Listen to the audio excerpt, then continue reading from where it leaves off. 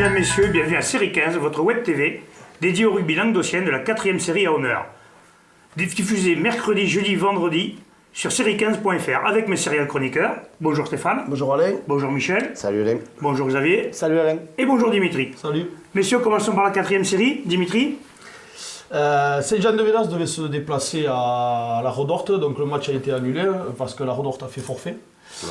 Après, les matchs Clappe-Plage-Metz 13-13. Le match a démarré avec du retard par rapport au terrain. Le terrain était dégueulasse. Détrempé. Voilà, il y avait trop d'eau. Bon esprit, un bon petit match. Ouverture du score à la 20e minute. De la Clappe, apparemment un bel essai de Steven Lecat, un essai perso, promené, il a fait un peu ce qu'il a voulu sur le terrain. Voilà. Metz est revenu au score à la 72e minute. Après, oui, il est revenu à la 72e minute, c'est ça, pardon, excusez-moi. Et la Clappe égalise en fin de match sur une pénalité 13-13 à la fin du match. Donc cette pénalité, donc, les ostréiculteurs du bassin de Thau sont donc éliminés. C'est ça. Suite à ce match nul. Metz est éliminé.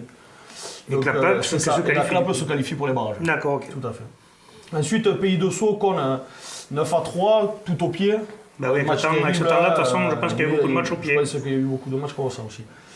Et ensuite, Plage d'Or, Plateau des Lacs, match annulé par rapport aux intempéries. Donc ils prennent, comme c'est la dernière journée, ils prennent deux points de péréquation.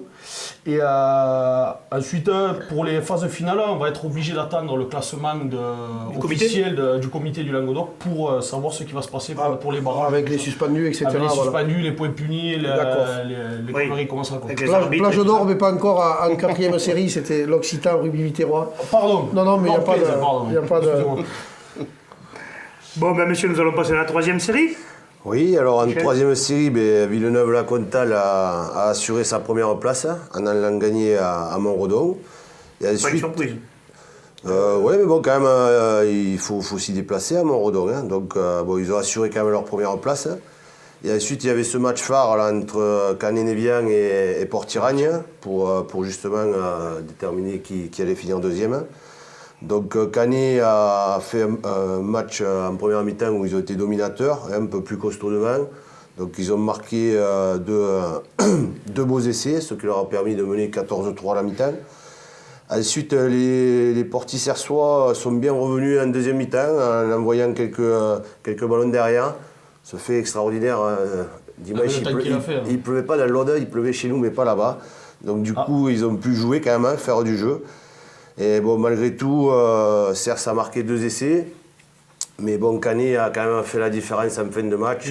Son buteur, je crois qu'il a fait la différence grâce en fin de match. toujours à son buteur qui leur fait marquer un essai là, sur un jeu au pied de nouveau. Il paraît qu'ils avaient pas mal d'absents quand même, Canet. Hein. Il leur manquait un peu de monde derrière, mais bon, quand même, on en revient toujours à ce 10 qui a les mains au bout du pied, quoi, et il fait ce qu'il veut le ballon, donc il aura fait mal. J'ai vu que Cers avait fait inquiet le petit Chouchan, là, Philippe de son prénom. Ouais, Chouchou, encore homme du match du côté de Cers, malgré ses 24 ans de rugby. Jeu, quoi, de rugby. Voilà. Donc, toujours présent et on le salue d'ailleurs parce que bon, je me demande tous comment il fait pour être encore aussi performant à son âge. Tu dois s'entraîner beaucoup. Ouais. J'en connaissais un qui était pas mal pour ça. Ah oui, à l'apéro beaucoup. Mais il y en a comme ça, il y en a qui ont une durée de vie au niveau du rugby. La 3e mi-temps est importante. C'est incroyable. Ça va être serré là, ces phases finales, la 3e série, il a revu les résultats. J'ai pas fini Stéphane parce qu'il y avait quand même un match super important aussi entre Bram et Salagou pour déterminer justement le dernier qualifié. Et bon, ça n'a pas été un match très spectaculaire parce que bon, je pense que l'enjeu a primé sur le jeu. Donc ça a été un affrontement de 2 packs solides toute la partie et ils n'ont pas réussi à se départager, quoi. Ils ont fini. Donc Bram est le dernier qualifié. 8-8 et ceux qui qualifient Bram, voilà. D'accord. C'est Bram qui est qualifié, Salagou qui a fini sa saison sur ce match-là. Ok, ben messieurs, nous allons passer à la 2e série. 2e série, donc un match a été reporté. C'est à Bessan, donc le terrain était impraticable. Ça s'est décidé, je crois, en fin de matinée. Donc le match n'a pas eu lieu, il aura lieu dimanche prochain à 15h. Les autres rencontres, donc Thau a été forfait. Bon, fin de saison difficile pour Thau là. Ensuite, Villeneuve recevait La Palme. Et Villeneuve, qui a l'ambition de finir premier, a gagné avec le bonus, mais difficilement. Je crois qu'à la pause, le score était serré.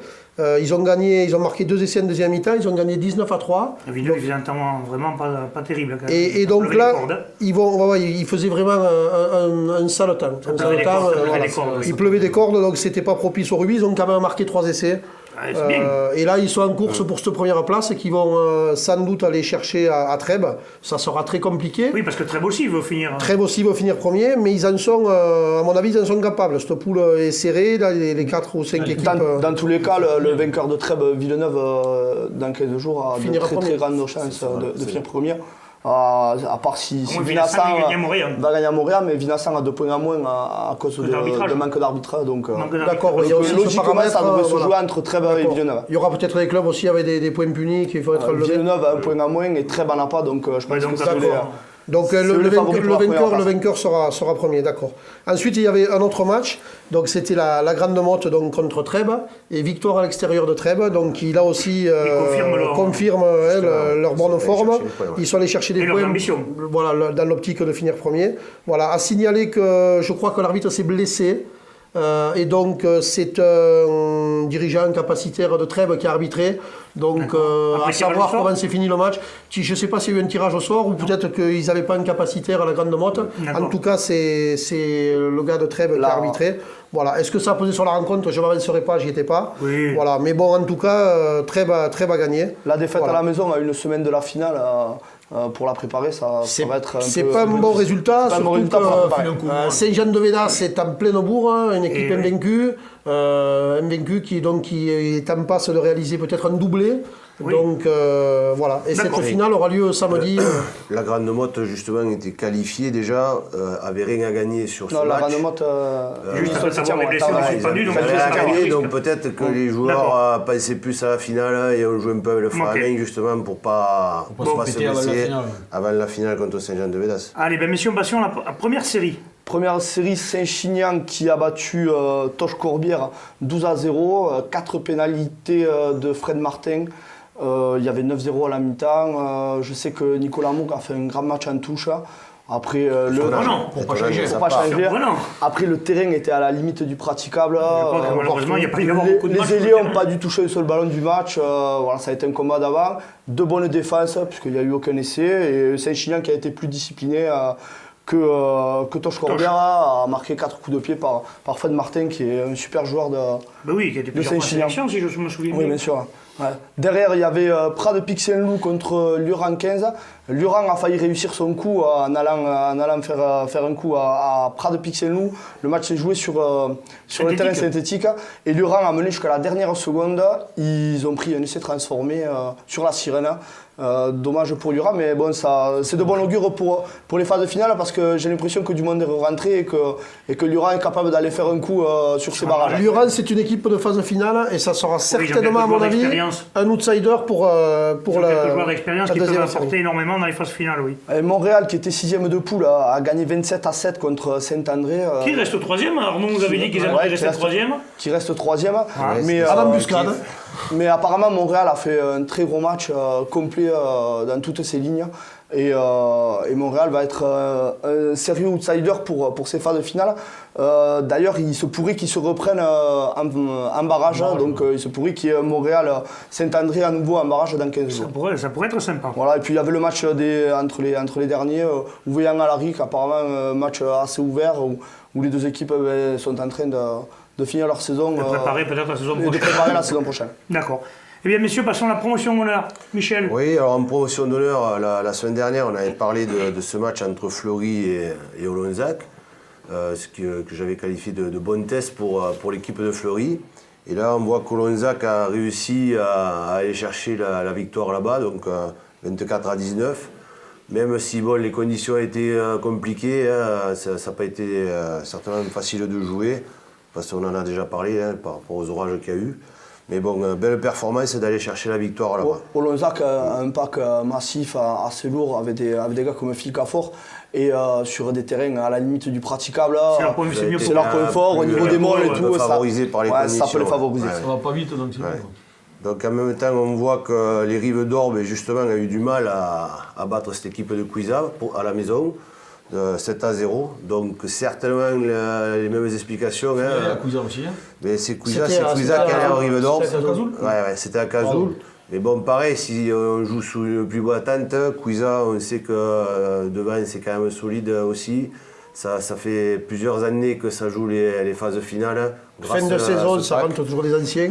En fin de saison, les anciens reviennent toujours, voilà. Donc, Oui, on les voit que rappelle, c'est Rive-d'Or, besoin. voilà. Filer la main. Les Rive-d'Or ont quand même eu du mal à s'imposer à la maison. Ouais, Rive-d'Or, de toute façon, on fait une très belle saison cette année. Hein. Voilà. Et Ouais, Rive-d'Or est sûr de finir premier à une journée de oui, la donc, fin, donc là aussi, ils ont peut-être la tête à la demi-finale. ouais, ça se Sûrement, même, ça se sûrement. relâche un petit peu. Après Murviel. le derby du Biterrois, Murviel qui est allé gagner à Nissan, 11-0.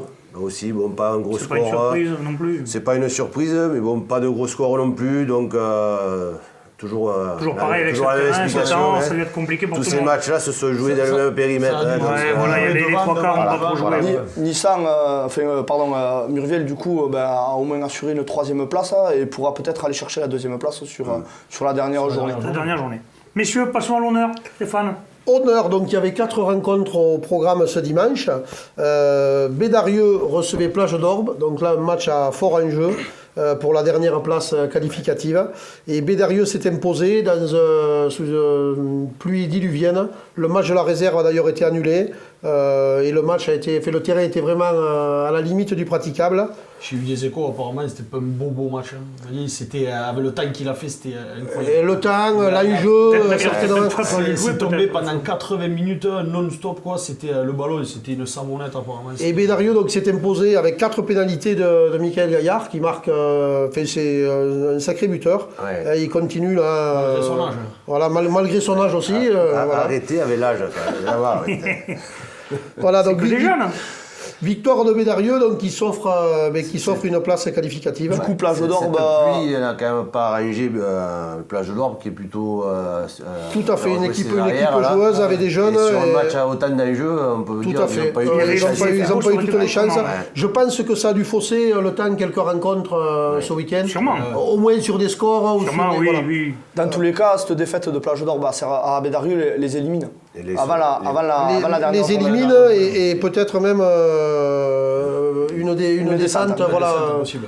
une descente possible. D'accord. Voilà. Après, dans les autres matchs. Ensuite, donc il y avait un match intéressant, c'est Palavas-Servian. Donc à une semaine de la finale, Servian voulait aller de la finale du Lacan. Servian voulait aller se tester à Palavas et ils sont tombés sur un os. Là, il pleuvait pas. Enfin, il avait plu, Ouais, mais il là, n'a c'est pas plu pareil, pendant bah, le match. Il a pas plu. Servien, ça court vite derrière, c'est pareil, ils ont peut-être pas dû Tout pouvoir, à fait. justement. Palavas apparemment a fait un gros match devant. Il y avait 13-0 à la mi-temps. En deuxième mi-temps, Servian a fait des mêlées simulées. Donc en manque de piliers, voilà, et a marqué une pénalité à la 78e. Oui, donc et a eu ils l'occasion plaquent, de faire le bonus, ils ont raté la pénalité. Ah mince. Voilà, donc ils prennent pas de points sur ce match. D'accord. Donc voilà, Peut-être que Servian avait là aussi un peu la tête. la tête à la finale du Lacan, tout à fait. Bon, ben, c'est tout à parfait. fait, tout à fait. Sous la semelle. Et Kong qui a battu facilement. Conk a battu facilement Poussam, mais il y a eu 3 essais marqués en 10 minutes à la fin. Il y avait 16-0, le score a gonflé à la fin. En fin de match. Voilà, et ensuite, bon, il y avait quand même l'affiche de la journée. C'était Mende contre Blanc-Bleu, ou bleu et Blanc, pardon. Bleu et Blanc qui veut assurer la première place. Avec et qui est, qualificatif pour le championnat de France, pardon. voilà, et qui est tombé sur un os. Ah, mais Mende, c'est toujours compliqué d'aller y gagner. Mende a fait, d'après les échos qu'on a eu, un très très très gros match. Ça devait pas être. Voilà, ils ont être marqué pas mal. 3 essais. Une belle équipe de Man voilà. qui, Bon. qui a pris Qui le a joué dessus, devant, non derrière, seulement etc. devant, mais qui même derrière a fait une grosse prestation. Bon, mais parfait. Et Blanc-Bleu a marqué un essai et prive Mende du bonus dans les derniers instants. Il faudra attendre la dernière journée pour savoir qui finira premier de cette cette poule honneur. Stéphane, tu as un petit mot à nous dire avant la fin de cette émission? Oui, mais aujourd'hui, donc, toute l'équipe de Série 15 veut rendre hommage à M. Christian Prax, un grand serviteur du rugby. Voilà, donc, on lui fait cet hommage. Adieu Kiki, le monde du rugby t'oubliera pas. Merci Stéphane. On se retrouve demain pour le débat comme tous les jeudis avec un invité. Transpirez bien sur tous les terrains. Au revoir.